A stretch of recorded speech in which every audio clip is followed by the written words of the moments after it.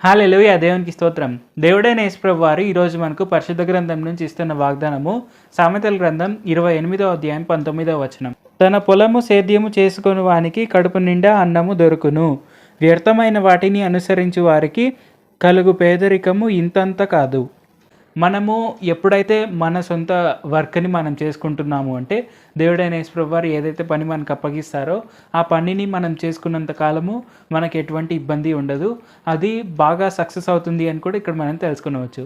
అలా కాకుండా మనం ఎక్కడో వేరే దగ్గర చూసింది, లేదంటే మనకు ఫ్రెండ్స్కి ఎవరికైనా జరిగిందో, లేదంటే ఏదైనా సినిమాలో చూసి ఇది భలే జరిగింది నా జీవితంలో కూడా జరిగిపోతుంది అనుకోనో, లేదంటే ఏదైనా నావెల్లోనో ఏదంటే బుక్లోనో ఎవరో ఒకరు ఏదో ఒక రకంగా చేసేస్తే వాళ్ళకి ఇంత డబ్బులు వచ్చేసింది, నేను కూడా డబ్బులు వచ్చేస్తుంది, నేను కూడా ఎక్కడైనా ఇన్వెస్ట్ చేసేస్తాను, నాకు కూడా ఫుల్గా డబ్బులు వచ్చేస్తుంది అని మనం ఎప్పుడు అనుకోకూడదు.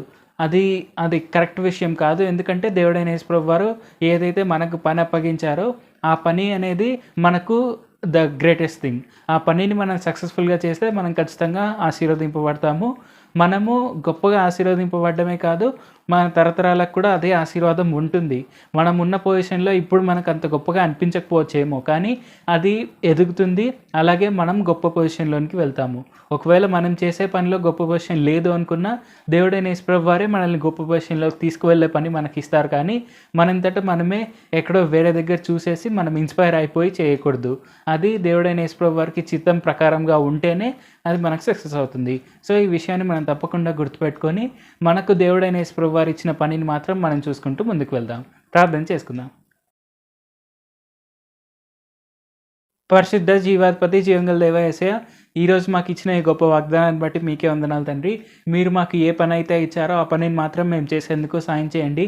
అన్నెసెసరీ ఫ్యాంటసీస్ వైపు మేము వెళ్ళకుండా ఏదో జరిగిపోతుంది, మాకు ఎంతో ఆశీర్వాదం వచ్చేస్తుంది, మేము ఎంతో గొప్పగా డబ్బులు వచ్చేస్తాయి, ఆరోగ్యంగా ఉండిపోతాను అన్నట్టు అనుకోకుండా తప్పకుండా మీరు మాకు ఏ పని అయితే ఇచ్చారో ఆ పనిని మాత్రం మేము చేసేందుకు సాయం చేయండి. యేసయ్య, మాకు ఆ డిసిప్లిన్ని దయచేయండి. అలాగే మీరు మాకు ఏదైతే చెప్పారో అంటే మేము ఫ్యాంటసీస్ని చేస్తే మాకు వచ్చే ఆపద అనేది ఇంతంత కాదు అని మీరు మాకు తెలియపరిచారు తండ్రి. ఈ విషయాన్ని మేము గుర్తుపెట్టుకొని మేము ఎప్పుడు ఫ్యాంటసీస్ని చేయకుండా ఉండేందుకు సాయం చేయండి. తప్పకుండా మీపై విశ్వాసం కలిగి ఉండి మేము మీ వైపు ముందుకు చూస్తూ నడిచేందుకు సాయం చేయండి. యేసు నామములో అడుగుచున్నాం తండ్రి. ఆమేన్. Thank you Jesus. దేవుడు మిమ్మల్ని ఆశీర్వదించును గాక.